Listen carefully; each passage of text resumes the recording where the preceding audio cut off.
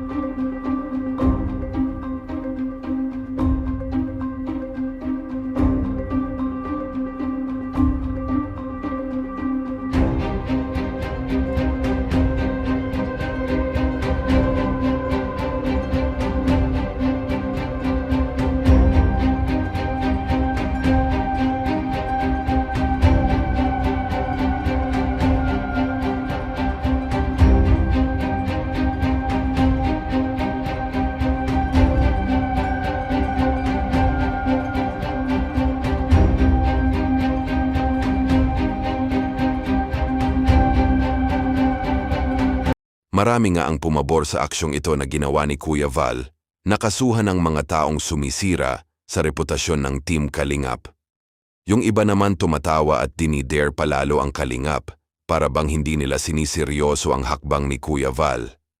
Kung ikaw, kanino ka papabor, sa Team Kalingap ba o sa anti-Kalingap? Lahat naman tayo may kanya-kanyang opinyon, may gusto tayo, pero sa iyong palagay dapat nga ba takbuhan ng mga balahura?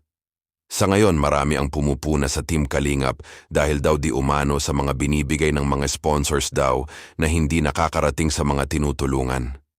Totoo kaya ito o kasiraan lang? Totoo ngang hindi maikakaila na talagang sikat ang Kalingap. Sa dami ng gustong mapagbagsak ito, pero tuloy pa rin sila sa pagtulong. Narito po ang sinabi ni Kuya sa kanyang live nung nakaraan.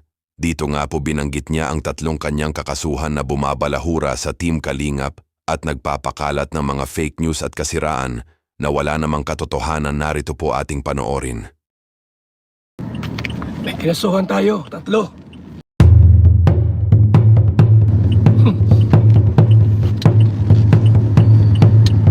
Tatlo ang kinasuhan natin.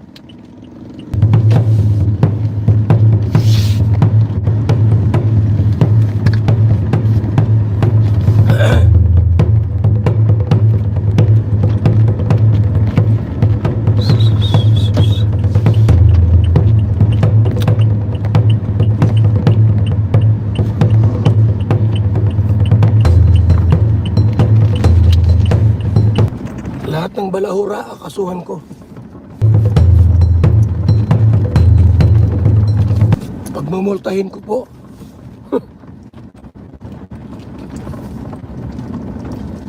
Lahat ng balahura, akasuhan ko. Pagmumultahin ko.